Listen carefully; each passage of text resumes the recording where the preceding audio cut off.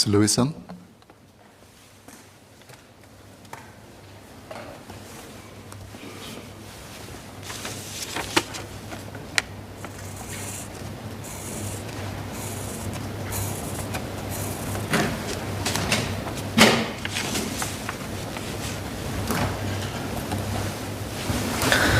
Sir, foreign influence is the norm in Singapore. Whether you're reading the news, watching the TV show, or doing your job, there is no escape. No escaping the influence of foreign ideas, foreign innovation, and foreign interests. This is the reality we, as a cosmopolitan and small nation, have no choice but to embrace. Today's bill aims to push against this tide. It gives the government new powers, first, to deem individuals and groups as politically significant, and second, to monitor and restrict these people's activities. The goal is to reduce foreign disruption of our domestic politics.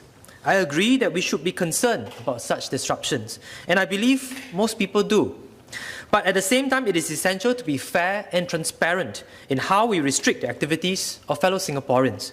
Designing and imposing restrictions the wrong way can itself worsen the trust and stability of our domestic politics. With the goals of ensuring fairness and transparency, sir, I have 4 points of clarifications to make. My first point is on the consultation process for this bill. Some residents have shared their concerns with me on this, and it would be good for Minister to clarify some of their doubts. Can Minister share the public consultation process for this bill and whether it has integrated productive feedback from the consultation into this proposed law? Can Minister also share how does the Ministry decide on how much public consultation to hold for any proposed legislation? So there were also concerns about the interval between the first and second reading of the bill. Some felt that the interval was too short, and again it would be good for Minister to provide some clarifications on this as well.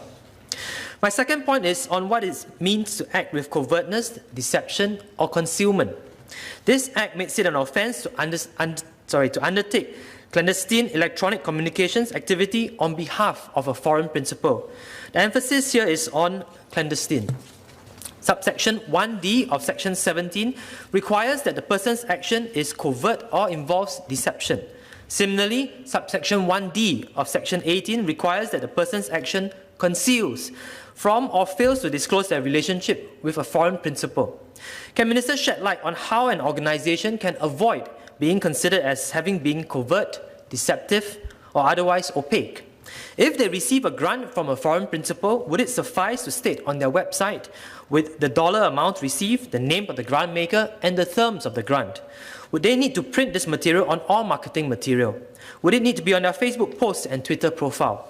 We should expect transparency and honesty. But this deception is only fair if we make clear what reasonable compliance looks like. Will MHA release guidelines and illustrations that can help facilitate compliance by good faith actors? My third point is on the appeal processes in this bill. Section 48 allows individuals the opportunity to be heard before being designated as a politically significant person. The exception is when the competent authority considers it not practical or desirable to do so. Can Minister elaborate on when it will be not practical or desirable for individuals to have the opportunity to be heard? It seems odd that an individual might be denied even the chance to present their side of the story. In addition, will the individual receive written reasons to explain decisions made by the Ministry and by the competent authority? There are 3 scenarios where written reasons should be provided. 1, when the Ministry designates as individuals as politically significant.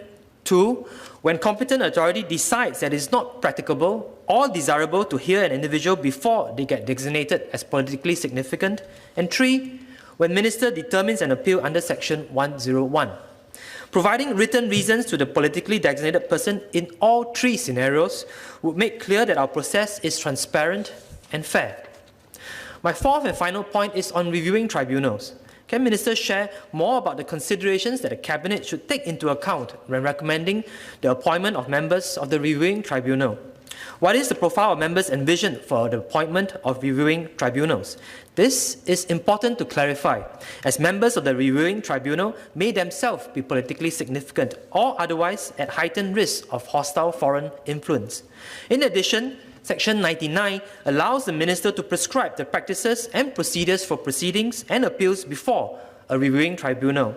Can ministers share if these practices and procedures will be derived from the rules of court, practices and procedures for court proceedings? Will these practices and procedures follow the same principles for a fair hearing in the rules of court, practices and procedures for court proceedings? And finally, when the reviewing tribunal determines an appeal under Section 97, will the reviewing tribunal provide written reasons for their decisions? So in conclusion, I do stand in support of the bill. I believe there is a strong need to tackle foreign disruptions of our domestic politics, but at the same time, there needs to be safeguards in place, and it is essential that we are fair and transparent in how we restrict activities of fellow Singaporeans.